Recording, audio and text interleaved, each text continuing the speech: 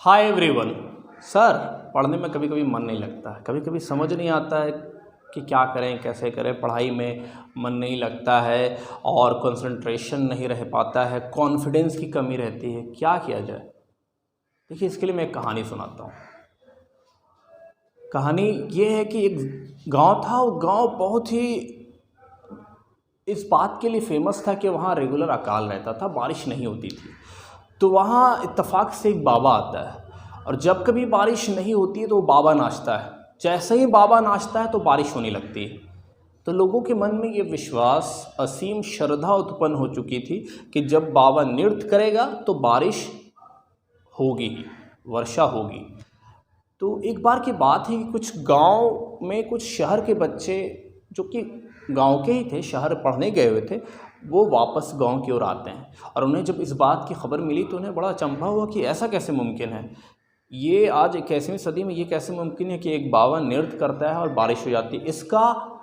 इसके यहाँ घूमने से बादल के नीचे बरसने का क्या संबंध है आखिर?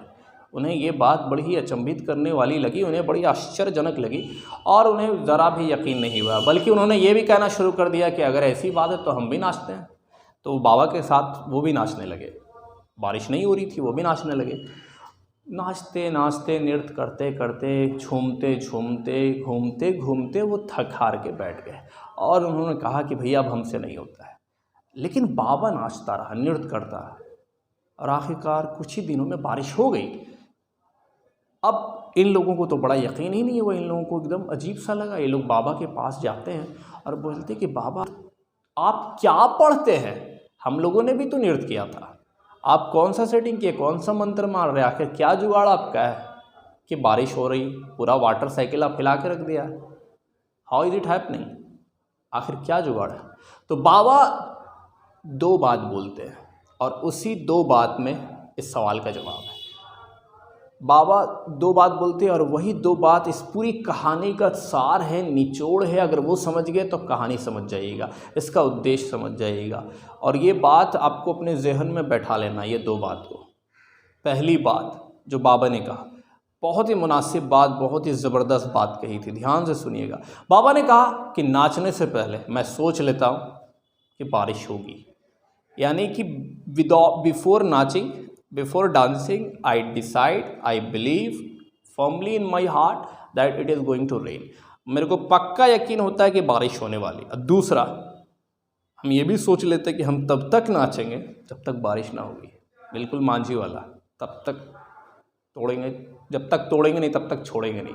तो बिल्कुल वैसे ही कि जब तक बारिश होगी नहीं हम नाचते रहेंगे। पहला मान के बैठे हुए कि बारिश होवे करेगी, दूसरा जब तक नहीं होगी हम नाचते रहेंगे। तो ये ज़िद आपको अपने अंदर पालनी पड़ेगी अगर आप पढ़ाई लिखाई में आ रहे हैं। अच्छी ज़िद बहुत अच्छी होती है, इसके लिए वो आपके जीवन को बना देता है। आप कुछ क्वेश्चन बना रहे हैं और आपको लग रहा है कि आपसे वो बन जाएगा, आप थोड़ा सा कुछ अकबका रहे हैं, कुछ भूल रहे हैं, तो बस माइंड में पहले दिमाग में सेट करना हमसे बन जाएगा। पॉजिटिव एटीट्यूड बन जाएगा और जब तक ना बनेगा छोड़ नहीं करेंगे हम इसको, लगे रहेंगे लगे रहेंगे। तो आज न कल आपको मंजिल मिल जाएगा।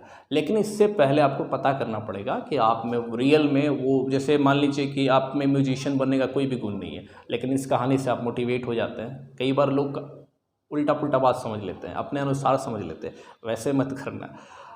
आप में म्यूजिशियन बनने का गुण ही नहीं है तो आप फिर इस कहानी के अनुसार कि भाई हम सोच लेते हैं बनवे करेंगे और दिन रात लगे रहते हैं, शायद ना बन पाइए आप, क्योंकि वो कहीं ना कहीं जेनेटिक होता है, सुर ताल को पकड़ने की कला शायद आप में अगर नहीं है तो ये काम फिर आप नहीं कर पाइएगा।